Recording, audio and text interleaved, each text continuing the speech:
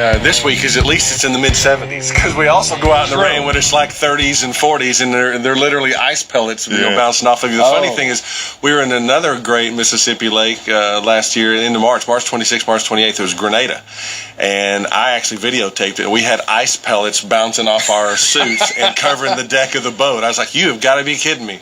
Wow. So, yeah, we're out there in all conditions. Now, this tournament that you're going to be fishing, when is this again? Oh, the tournament's this Saturday. It's a one-day this time instead of a two-day. And it's Crappie Masters National qualifier for the state of Mississippi. And then we go from here in a week to Grenada. So we're going to be in Mississippi right for... Here. Yeah, set in. Mississippi's going to see a lot of Crappie Masters this year, because the national championship is also back here in Mississippi at Grenada Lake. Oh, wow. Yeah. So, all those fishermen out there that are going to fish here, love to fish Grenada, sure. Make sure to go up there and qualify here. All right. And go up there and they can fish the championship and have fun, and see all the festivities that go with that. When we say there's great crappie in Mississippi, we mean it. I mean, there's no doubt about it. There's just no doubt about it. Well, I know there's a lot of great eating going on with crappie. A lot of great eating. Well, that is fantastic. Again, you guys getting out there, is the difference between it being warmer, like the high being 77 today, and colder? Is there a difference? I mean, are fish lower? Are the crappie lower? How do y'all do that? Hey, actually, the fish are moving up. This is going to warm the water, because the rain is actually warmer. With the temperatures being in the 70s, we're getting a warm rain and warm nights. So we've seen fish go from deep to shallow overnight, like this last year at one lake in Texas. So I think what the fish are going to be doing is moving up. They're going to be active very quickly here. Really good fishing. Yeah, the wind will be the big challenge this week. I mean, the rain is rain. Sure. Personally, I'd rather sit in the rain with calm water than be in the wind and sunny skies. Have your boat rock around. It's just tough, especially if you're spider rigging off the front. But even if you're pulling, it can cause havoc. But it's just tougher in the wind. We're going to spider rig them, and we did pull some planer boards yesterday to try that. We caught 1/2 doing that as well. So the fish right now in transition, moving from deep to shallow. So, I mean, there's some of them even in the trees. There's some out in between. There's some, so they're pretty scattered. So you're going to have to cover some water in order to catch them. But we're fishing mainly plastics, Bobby Garland heads and Bobby Garland baits and plastics. Some road runners mixed in with that.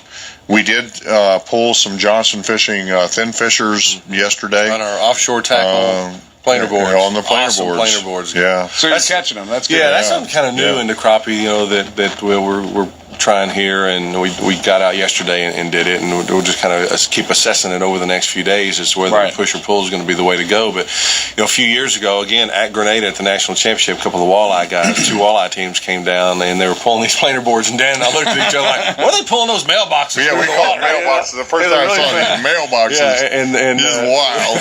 They got, and you cover a tremendous amount of water, both in speed and across. Sure. And they won. They got first and second actually. So we kind of set up and said, okay. All right, we got to try these mailboxes. What are these walleye guys doing? And now, it's now in crappie, and it's just a very effective way to pull for so many reasons. Wow. So we're happy to be sponsored by Offshore Tackle. And the beauty of what we're doing is you've got to have the right setup for this. You've got to have. So we do a big boat. We got a Ranger 521C. They say, well, that's a bass boat. Now take a look at our boat.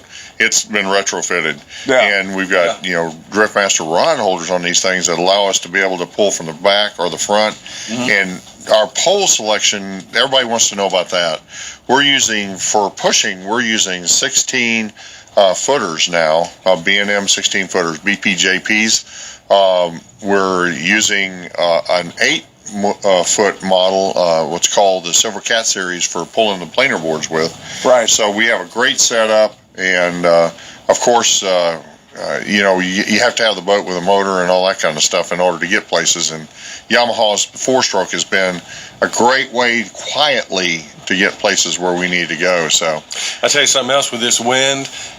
Power poles are critical, and we have the drift boards on those power poles, and the kind of wind we've had yesterday, it just slows us day down, before. and it helps us control the speed. Right, so it's been awesome. Well, I'm looking forward to you guys in the tournament. I hope you all do well. And now, Garrett, what a lot of lot of people may not know is that Garrett is a performing artist, and Garrett has brought his guitar here on the DK Radio Show this morning. We appreciate it. I tell you what, we're going to break away a little bit when we come back.